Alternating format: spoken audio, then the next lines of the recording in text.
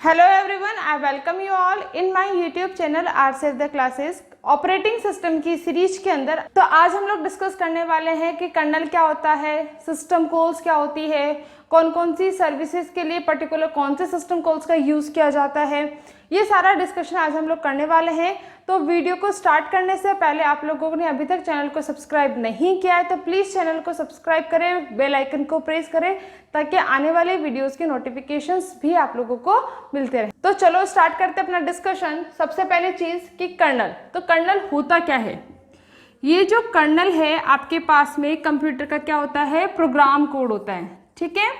अब ये जो प्रोग्राम कोड होता है उसका बेसिक सा काम क्या होता है कि आपके जितने भी कंपोनेंट्स आपके सिस्टम के अंदर लगे हुए हैं उन सब का मैनेजमेंट का काम होता है आपके कर्नल का। किस तरीके से, जैसे हम लोग बोलते हैं ना, ऑपरेटिंग सिस्टम का काम क्या होता है कि आपके जितनी भी डिवाइसेस, जितने भी कंपोनेंट्स आपके सिस्टम में कनेक्टेड है उन सबको मैनेज कौन करता है, ऑपरेटिंग सिस्टम। तो उस ऑपरेटिंग सिस्टम का वो पार्ट जो कि उन सबको मैनेज करता है वो होता है आपका कर्नल। इन द सेंस क्या हुआ कि कर्नल जो है वो आपका ऑपरेटिंग सिस्टम का पार्ट है, ठीक है। एक इंटीग्रेटेड पार्ट होता है ऑपरेटिंग सिस्टम का, जो ही आपके कंप्यूटर के जितने भी सिस्टम कंपोनेंट्स है, जितने भी हार्डवेयर्स है, उन सबको मैनेज करने का काम करता है, ठीक है। इसकी वजह से ही हमारे पास में यूज़र जो है आपके हार्डवेयर एंड सॉफ्टवेयर से क्या कर पाता है, इंटरेक्शन कर पाता है। इंटरेक्शन आपके इसी की वजह से हो पाता है, ठीक है। जैसे पूछा जाता है आपसे कि आपके हार्डवेयर और सॉफ्टवेयर से इंटरेक्शन प्रोवाइड करने के लिए ऑपरेटिंग सिस्टम का कौन सा पार्ट वर्क करता है, तो उस केस में कर्नल वर्क करता है, ठीक है। क्योंकि अपन बात कर रहे हैं only and only operating system की, तो ऑपरेटिंग सिस्टम हम लोग ये नहीं बोल सकते हैं कि पर्टिकुलर प्रोग्राम है, नहीं, ये आपके ग्रुप ऑफ प्रोग्राम्स है, क्योंकि इसके अंदर आपके अदर बहुत सारे कंपोनेंट्स हैं जो आपके यहाँ पे इन्वॉल्व होते हैं। उन्हीं कंपोनेंट्स के अंदर एक कंपोनेंट है जो कि आपका क्या है, कर्नल है, ठीक है। अब हम कैसे पहचानेंगे कि कौन से वाले पार्ट की हम लोग यहाँ पे बात कर रहे हैं, तो यहाँ पे जो ऑपरेटिंग सिस्टम का जो पार्ट है जो कि कंप्लीटली आपके सिस्टम की मेन मेमोरी में रिजाइड करता है, मतलब तब तक जब तक आपका सिस्टम स्विच ऑन है। हम लोग क्या बात करते हैं कि जब तक आपका सिस्टम स्विच ऑन है और वर्किंग स्टेट में है तब तक मेन मेमोरी में आपका एक पोर्शन में क्या रखा हुआ होता है, ऑपरेटिंग सिस्टम रखा हुआ होता है, ठीक है। बट क्या पूरा का पूरा ऑपरेटिंग सिस्टम यहाँ पे रखा हुआ होता है, नहीं, ओनली कौन सा पोर्शन आपका ऑपरेटिंग सिस्टम का यहाँ पे रखा हुआ होता है, कर्नल जो पार्ट है ऑपरेटिंग सिस्टम का वो वाला आपका ऑपरेटिंग सिस्टम यहाँ पे रखा हुआ होता है, ठीक है। और यही आपके डिवाइसेस के कम्युनिकेशंस के लिए, सीपीयू में डायरेक्टली प्रोसेसेस को स्टार्ट करने के लिए, एग्जीक्यूशन के लिए, डिवाइसेस को मैनेज करने के लिए, प्रोसेसेस आपकी मेमोरी को मैनेज करने के लिए सारा काम कौन करता है, कर्नल पार्ट करता है। तो हम डेफिनेशन के अकॉर्डिंग क्या बोल सकते हैं कि part of the operating system that completely reside in the main memory until our system is switched on, ठीक है। जब तक सिस्टम स्विच ऑन है तब तक कंप्यूटर का वो पोर्शन जो कि मेन मेमोरी में रखा हुआ होता है वो क्या होता है, आपका कर्नल, ठीक है। वो ही आपके ऑपरेटिंग सिस्टम की जो मेजर फंक्शनिंग है उन सबको मैनेज करता है, ठीक है। दूसरी चीज ये है कि जो कर्नल है वो फर्स्ट प्रोग्राम है, first program that loaded on startup, कि जब अपन सिस्टम को स्विच ऑन करते हैं, वर्किंग स्टेट में हमारा सिस्टम आता है, तब जो सबसे पहला प्रोग्राम जो आपके मेन मेमोरी में लोड होता है वो कौन सा होता है, कर्नल होता है, ठीक है। किसके बाद में होता है, आफ्टर लोडिंग ऑफ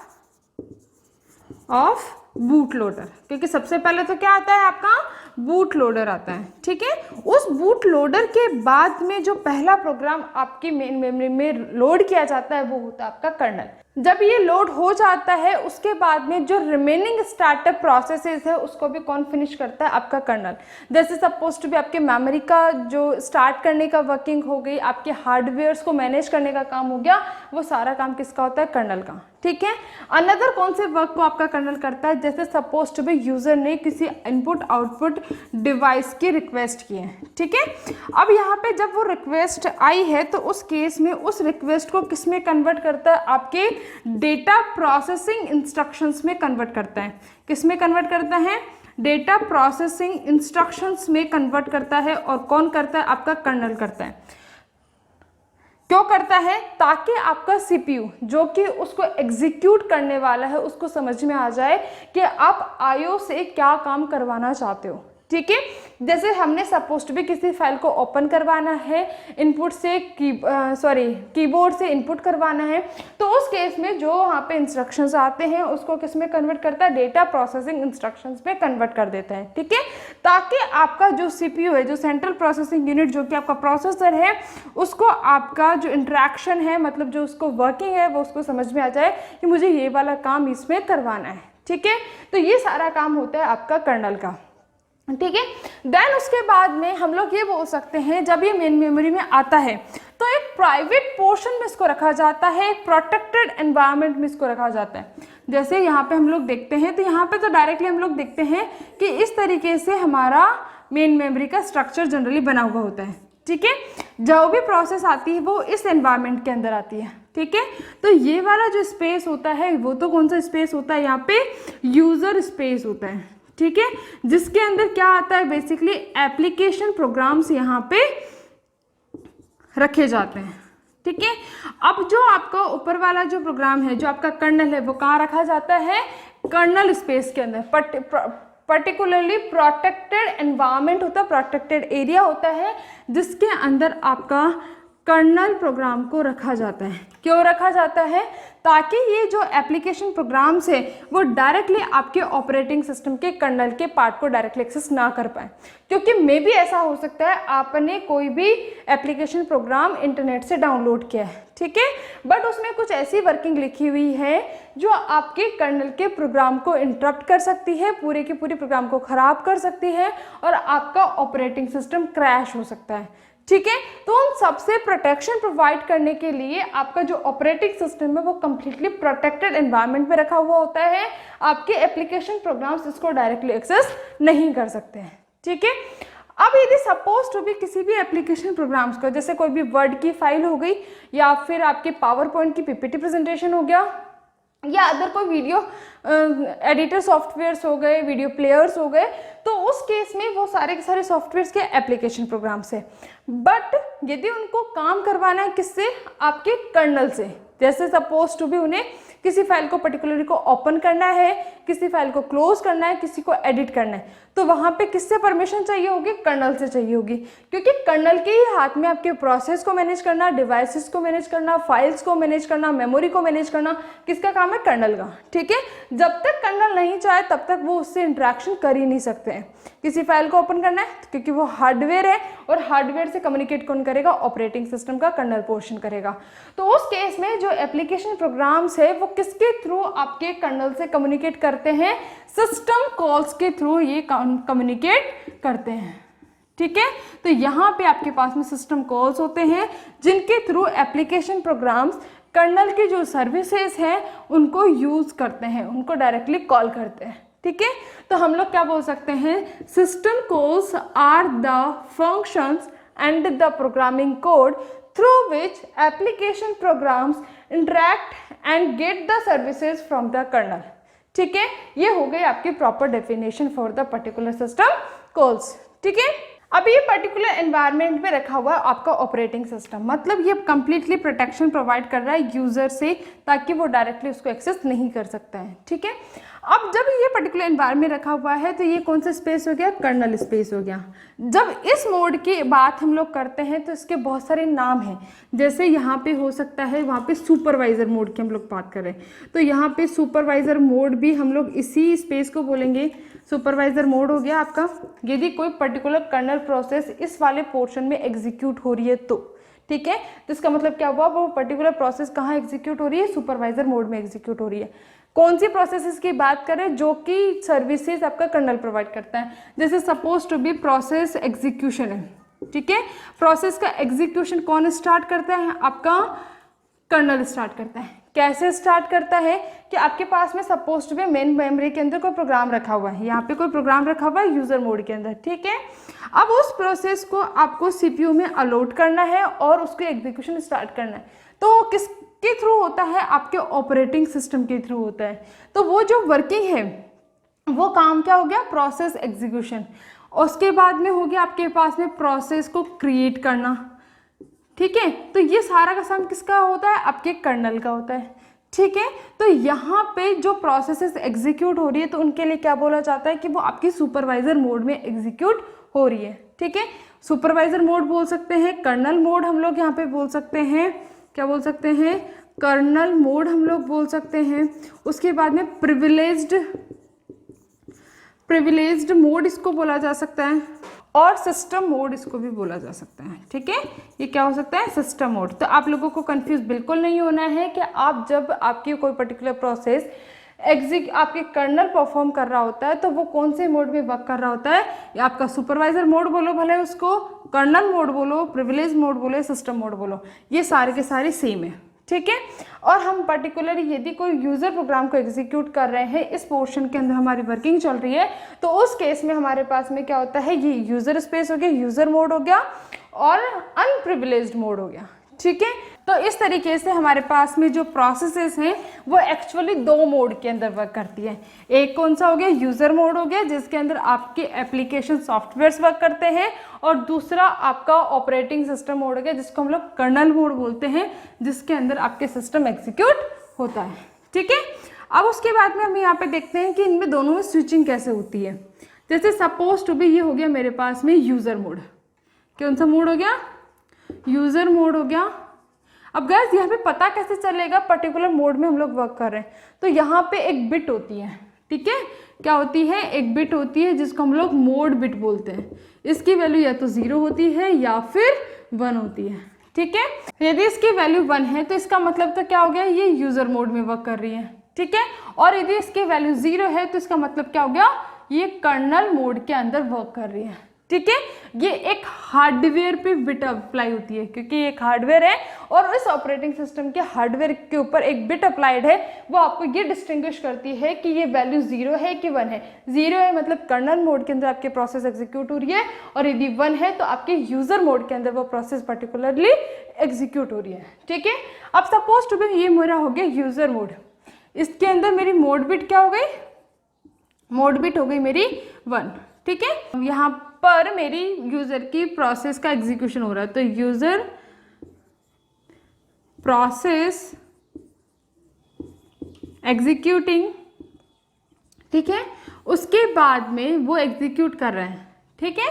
उसके बाद में उसे क्या चाहिए, आपका जो नीचे वाला मोड है कर्नल मोड, उससे क्या चाहिए, किसी फाइल को इनपुट करवाना है या फाइल को क्रिएट करना है, ठीक है। तो उस केस में उसको क्या चाहिए होगा, कर्नल मोड से इंटरेक्शन चाहिए होगा, तो कर्नल मोड हो गया, और इसकी जो बिट हो जाएगी मोड बिट, वो क्या हो जाएगी, 0 हो जाएगी, ठीक है। अब जैसे ही एग्जीक्यूट कर रहे हैं देन उसके बाद में सपोज टू बी उसको क्या हुआ, उसको आपके कर्नल मोड के थ्रू अपनी फाइल को क्रिएट करवाना है, तो उस केस में वो क्या करेगा, यूजर मोड का प्रोग्राम यहाँ पे सिस्टम कॉल्स होती हैं, और उन सिस्टम कॉल्स को वो क्या करेगा, इन्वॉक करेगा। इन्वॉक मतलब कॉल करेगा, ठीक है। जैसे फंक्शंस की कॉलिंग होती है पर्टिकुलर प्रोग्राम के अंदर, उसी तरीके से यहाँ पे सिस्टम कॉल्स की इन्वॉक होता है, ठीक है। अब जैसे उसने सिस्टम कॉल को इन्वॉक करेगा, यहाँ पे ट्रैप अकर होगा, ठीक है, सॉफ्टवेयर इंटरप्ट अकर होगा, और सॉफ्टवेयर इंटरप्ट जैसे ही अकर होगा, यहाँ पे जो मोड बिट 1 थी वो किस में कन्वर्ट हो गई है, मोड बिट 0 में कन्वर्ट हो गई है, ठीक है। देन उसके बाद में इस पर्टिकुलर सिस्टम कॉल जो कि यहाँ पे इन्वॉक हुई है, उसका पर्टिकुलरली सिस्टम कॉल का एग्जीक्यूशन होगा, क्या होगा, एग्जीक्यूशन होगा। और जब इस फंक्शन जो कि पर्टिकुलरली फंक्शन सिस्टम कॉल के थ्रू यहाँ पे एग्जीक्यूट हुआ है, वो जैसे ही फिनिश हो जाएगा वापस इसका मोड चेंज हो जाएगा, ट्रैप अकर होगा, और ये ट्रैप क्या होगा, ट्रैप रिटर्न हो जाएगा, और यहाँ पे आपका प्रोसेस पहुँच जाएगी, और ये हो जाएगा रिटर्न टू यूज़र, ठीक है, ये यूज़र को रिटर्न हो जाएगा। तो इस तरीके से आपके दो मोड्स के अंदर आपकी प्रोसेसेस का एग्जीक्यूशन होता है, ठीक है। कुछ ऐसे सॉफ्टवेयर्स होंगे जिन्हें आपको पर्टिकुलर हार्डवेयर की रिक्वायरमेंट नहीं होगी, तो उस केस में आपका यूज़र मोड कॉल ही नहीं होगा, डायरेक्टली यहीं पे एग्जीक्यूशन हो जाएगा। बट यदि किसी भी हार्डवेयर की, किसी भी आपके फाइल की पर्टिकुलर रिसोर्स की आपको रिक्वायरमेंट होगी, तो आपको कर्नल मोड में जाकर ही आप पर्टिकुलर उस सिस्टम का या उस पर्टिकुलर डिवाइस का यूज़ कर पाओगे। ठीक है, यूज़र मोड के अंदर आप किसी भी पर्टिकुलर डिवाइस का, पर्टिकुलर रिसोर्स का डायरेक्टली यूज़ नहीं कर सकते हो। ठीक है, तो इस तरीके से वर्किंग होती है इन दोनों मोड्स के बीच में। अब हम बात कर रहे हैं यहाँ पे सिस्टम कॉल्स की, भाई एग्जैक्टली वर्किंग हो कैसे रही है। तो इस चीज़ को थोड़ा सा डिटेल में देखो। यहाँ पे जैसे सपोज टू भी कोई सी का प्रोग्राम रखा हुआ है, ठीक है, यहाँ पे मैंने कोई पर्टिकुलर फंक्शन कॉल किया, ठीक है, और इस फंक्शन की जो डेफिनेशन है वो नीचे लिखी हुई है कहीं ना कहीं। ठीक है, अब जैसे मैंने यहाँ पे कॉल किया तो इसका मतलब क्या हुआ, यहाँ पे सपोज टू भी सिस्टम कॉल हुआ है। ठीक है, जैसे सिस्टम कॉल हुआ है तो ये जहाँ पे भी रखा हुआ है, किसके अंदर, आपके मोड के अंदर, अनदर कर्नल मोड के अंदर, अब ये यहाँ रखा हुआ है। ठीक है, तो उस केस में इसका पर्टिकुलर फंक्शन कॉलिंग होती है, जो भी पर्टिकुलर कोड होगा यहाँ पे प्रोग्रामिंग कोड, उसका एग्जीक्यूशन होगा। बट ये होगा कहाँ पे, या आपके ऑपरेटिंग सिस्टम का जो पोर्शन है, जो कि प्रिविलेज्ड पार्ट है आपके मेन मेमोरी के अंदर, उसके अंदर इसका एग्जीक्यूशन होगा। यूजर मोड में इसका एग्जीक्यूशन नहीं होगा, जबकि जो रिमेनिंग पोर्शन है इसका एग्जीक्यूशन कहाँ पे हो रहा है, आपके यूजर के मोड के अंदर हो रहा है, यूजर स्पेस के अंदर हो रहा है। ठीक है, तो इस तरीके से वर्किंग होती है आपके मोड्स के बीच में। अब वैरायटी ऑफ आपके पास में रैपर फंक्शंस अवेलेबल होते हैं, जिनका यूज आपके सिस्टम कॉलिंग के लिए किया जाता है। मतलब कि आप जब सिस्टम्स को कॉल करते हो तो कैसे कॉल करते हो, आप फंक्शंस का यूज करते हो, और उन फंक्शंस को हम लोग क्या बोलते हैं, रैपर फंक्शंस बोलते हैं। ठीक है, जैसे नॉर्मल फंक्शंस है उसी तरीके से सिस्टम कॉल्स के लिए भी हमारे पास में कौन से फंक्शंस होते हैं, रैपर फंक्शंस होते हैं। वो आपके फंक्शनैलिटी पर डिपेंड करते हैं कि प्रोसेस के अकॉर्डिंग आपको कोई सर्विस चाहिए, आपकी मेमोरी की रिगार्डिंग चाहिए, कोई डिवाइस की रिगार्डिंग चाहिए, कोई कम्युनिकेशन की आपको सर्विस चाहिए, उनके कॉरस्पॉन्डिंग आप रैपर फंक्शन का यहाँ पे यूज कर रहे होते हो। ठीक है, तो अब हम लोग नेक्स्ट देखते हैं कि कौन सी पर्टिकुलर फंक्शंस के अंदर कौन कौन से रैपर मेथड्स हमारे पास में अवेलेबल है और कौन कौन से सर्विसेज हमारे पास में यहाँ पर अवेलेबल है। ठीक है, तो गाइज यहाँ पे हम लोग देखते हैं कि हमारा जो ऑपरेटिंग सिस्टम है वो डिफरेंट काइंड ऑफ फंक्शनैलिटी को परफॉर्म करता है, जिसके अंदर आपकी स्पेसिफिकली हो गई प्रोसेस मैनेजमेंट हो गया, फाइल मैनेजमेंट हो गया, डिवाइस मैनेजमेंट हो गया, इंफॉर्मेशन का मेंटेनेंस हो गया और कम्युनिकेशन का सिस्टम हो गया। ठीक है, तो ये सारी की सारी फंक्शनैलिटी कौन परफॉर्म करता है, ये आपका ऑपरेटिंग सिस्टम परफॉर्म करता है। ठीक है, बट ये जब ऑपरेटिंग सिस्टम परफॉर्म करता है तो हर एक फंक्शनैलिटी के अंदर, जैसे प्रोसेस का मैनेजमेंट हो गया, प्रोसेस का कंट्रोल हो गया, तो उसके अंदर आपकी प्रोसेसेस कैसे क्रिएट होगी, किस तरीके से टर्मिनेट होगी, किस तरीके से हम लोग उसको इंटरप्ट करेंगे,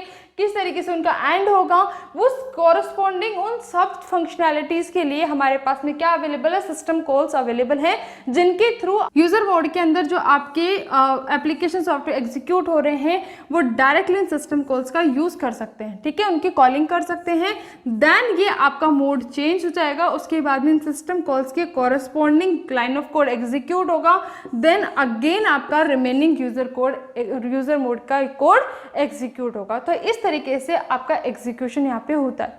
अब यहाँ पे जो कोड रखा हुआ होता है वो हो सकता है इंटरप्ट हैंडलिंग कोड हो, इंटरप्ट हैंडलिंग कोड हो, कि यहाँ पे सपोज टू भी यूजर मोड के अंदर कोई इंटरप्ट आ गया तो उस केस में आपका जो मोड है यूजर मोड वो चेंज हो जाता है कर्नल मोड के अंदर, और कर्नल मोड के अंदर मतलब आपके ऑपरेटिंग सिस्टम में एक लाइन ऑफ कोड प्रोग्राम लिखा हुआ होता है जिसको हम लोग इंटरप्ट सर्विस रूटीन बोलते हैं, और वहाँ पे एग्जीक्यूट करके वो इंटरप्ट्स को हैंडल करता है।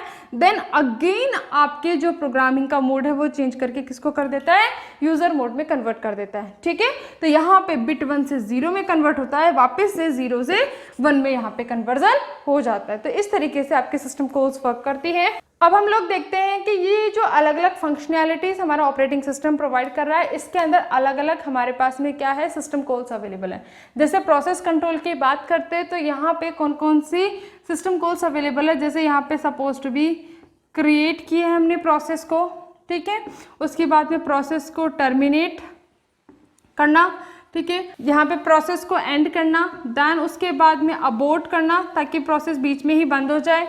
ठीक है, उसके बाद में हो सकता है लोड द प्रोसेस को लोड करना, एग्जीक्यूट की कमांड पास करना उसके अंदर ताकि उसका एग्जीक्यूशन स्टार्ट हो पाए। उसके अलावा हो सकता है किसी सिस्टम के इवेंट के लिए वेट करना, सिस्टम इवेंट के लिए वेट करना। तो ये डिफरेंट काइंड ऑफ सिस्टम की कॉल्स है जो कि आपके प्रोसेस कंट्रोल ब्लॉक के अंडर आती है। ठीक है, नेक्स्ट है हमारे पास में फाइल मैनेजमेंट। तो गाइस यहाँ पे फाइल मैनेजमेंट की यदि हम बात करते हैं तो फाइल मैनेजमेंट का मतलब क्या हुआ, जैसे हमें वर्ड प्रोसेसर सॉफ्टवेयर यूज़ किया है। ठीक है, अब वर्ड प्रोसेसर सॉफ्टवेयर यदि हमने यूज़ किया तो फाइल का क्या काम हो सकता है कि हमें कोई फाइल क्रिएट करनी है, क्रिएट द फाइल, ठीक है, delete the file, open the file, close the file, और उसके बाद में हमें ये सेट करना उसके एट्रीब्यूट्स के अंदर कि वो फाइल रीडेबल मोड के अंदर यूज़ होगी, राइट हम लोग कर सकते हैं, या फिर रीड राइट मोड की बात हम यहाँ पे कर रहे हैं। ठीक है, तो उस केस में भी ये सारी सिस्टम कॉल्स हमारे पास में अवेलेबल है। इन सबकी वर्किंग के थ्रू अपन फाइल्स को मैनेज कर सकते हैं। ठीक है, जैसे हमें कोई वर्ड की फाइल बनाई और हमने उसको नॉर्मल मोड के अंदर सेव किया तो बाय डिफॉल्ट वो रीड राइट मोड के अंदर सेव होती है। ठीक है, यदि हमें मोड चेंज करना है तो हम अपनी फाइल्स का अपनी कमांड्स के थ्रू, सिस्टम कॉल्स के थ्रू अपन मोड को चेंज कर सकते हैं, ओनली रीडेबल फॉर्मेट पे बना सकते हैं। तो नेक्स्ट टाइम कोई अनदर जो यूजर आएगा वो ओनली रीड मोड में ही उस फाइल को ओपन कर पाएगा। ठीक है, देन उसके बाद में हमारे पास में डिवाइस मैनेजमेंट। अब अपन बात करें डिवाइसेस की, तो गाइस होता क्या है डिवाइस मैनेजमेंट के अंदर, जैसे सपोज टू बी आपके पास में मल्टी यूज़र का ऑपरेटिंग सिस्टम है। मल्टी यूज़र ऑपरेटिंग सिस्टम मतलब मल्टीपल यूज़र्स हैं वो सेम सिस्टम से कनेक्टेड है। ठीक है, मतलब क्या हुआ कि सेम सिस्टम की जो रिसोर्सेज है उन सबको ये लोग शेयर कर रहे हैं, ये वाला भी शेयर कर रहे हैं, ये भी शेयर कर रहा है, ये भी शेयर कर रहा है, ये भी शेयर कर रहा है। ठीक है, तो यहाँ पे लिमिटेड डिवाइसेस हैं तो उन सबके भी यहाँ पे क्या हो रही है, शेयरिंग हो रही है डिवाइसेस की। तो यहाँ पे ये ध्यान रखा जाता है कौन सा यूजर कौन सी डिवाइस को यूज कर रहा है, कितने टाइम तक यूज करेगा।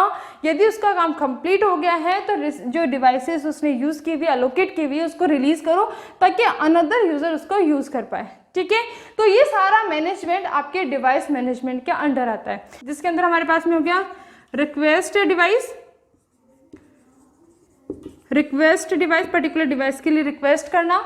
ठीक है, उसके बाद में उस डिवाइस को रिलीज करना ताकि उसका काम कंप्लीट हो गया तो अनदर जो यूजर है उसका यूज कर पाए। और यदि हमें पर्टिकुलर डिवाइस से डेटा को रीड करना है तो उसके के लिए हमारे पास में कमांड हो सकता है रीड, राइट करना, और उस डिवाइस के कोई पर्टिकुलर फाइल्स है तो उनकी रीपोजिशनिंग करना।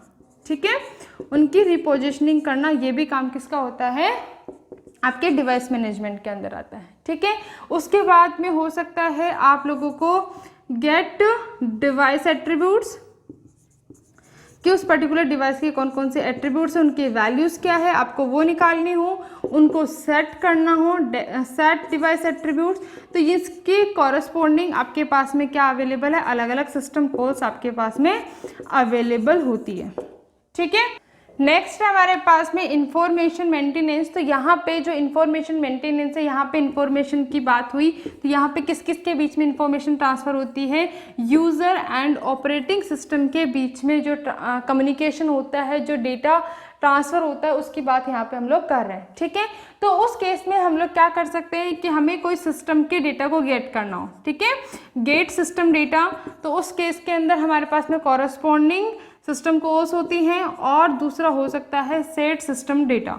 ठीक है, तो उस केस के कॉरस्पॉन्डिंग भी हमारे पास में क्या हो सकता है, सिस्टम कॉल्स हो सकती हैं। अब इसका एग्जांपल देखो, यदि हमें सिस्टम की डेट फाइंड आउट करनी है कि सिस्टम के अंदर कई बार क्या होता है, ऑपरेटिंग सिस्टम वहाँ पे जब डलता है तो उस केस में रॉन्ग डेट वहाँ पे डल जाती है या रॉन्ग टाइमिंग वहाँ पे डल जाता है। ठीक है, तो उसके कॉरस्पॉन्डिंग जब अपन वहाँ के डेट को देखते हैं तो वो किसके थ्रू हो पाता है, वो गेट सिस्टम डेटा के बेसिस पे हम लोग वहाँ पे उसकी डेट को हम लोग गेट कर सकते हैं। और यदि हमें वहाँ पे अपनी टाइम को अपडेट करना है, क्योंकि हम लोग तो ग्राफिकल यूजर इंटरफेस यूज करते तो डायरेक्टली वहाँ पे अपडेट करता है, वो बैकएंड में जाकर के वो पर्टिकुलरली सिस्टम डेटा को सेट करने के कॉरस्पॉन्डिंग सिस्टम कॉल्स का यूज करता है, और देन उसके बाद में उसके कॉरस्पॉन्डिंग वैल्यूज को वो सेट करके अपडेट कर देता है। ठीक है, इस तरीके से आपके different kind of system calls वहाँ पे वर्क करते हैं। नेक्स्ट है कम्युनिकेशन। तो यहाँ पे कम्युनिकेशन की बात की जाए तो किसके बीच में कम्युनिकेशन इस्टेब्लिश कर रहा है कि जैसे सपोज टू बी आपके पास में सिस्टम के अंदर मल्टीपल प्रोसेसेस रखी हुई है, P1 प्रोसेस है, ये P2 प्रोसेस है, ये OS हो गया, ठीक है। अब ये दोनों प्रोसेस आपस में कम्युनिकेशन करना चाह रही है कि इसका जो डेटा है उसको ये यूज़ करना चाहती है या फिर इसके डेटा को P1 यूज़ करना चाह रहा है। तो इन दोनों के बीच में यदि कम्युनिकेशन एस्टैब्लिश करना है तो कॉरस्पॉन्डिंग कम्युनिकेशन सिस्टम कॉल्स का यहाँ पे यूज़ किया जाता है। तो उस केस में हो गया आपके पास में क्रिएट कम्युनिकेशन कमांड हो गई, डिलीट कम्युनिकेशन कमांड हो गई, या फिर हमें कोई मैसेज सेंड करना है एक प्रोसेस से दूसरी प्रोसेस के अंदर, तो सेंड हमारे पास में मेथड सिस्टम कॉल हो गई, या फिर हमारे पास में यदि हमें किसी पर्टिकुलर प्रोसेस को यदि एक्सेप्ट करना है तो रिसीव की कमांड हो गई। तो यहाँ पे वैरायटी ऑफ सिस्टम कॉल्स यहाँ पे कम्युनिकेशन के लिए अवेलेबल होती। तो गाइज ये था आज का हमारा discussion for colonel's and system calls. आप लोगों को वीडियो अच्छा लगा हो तो लाइक शेयर एंड सब्सक्राइब करें, बेल आइकन को प्रेस करें ताकि आने वाले वीडियोस के अपडेट्स आप लोगों को मिलते रहें। Thank you.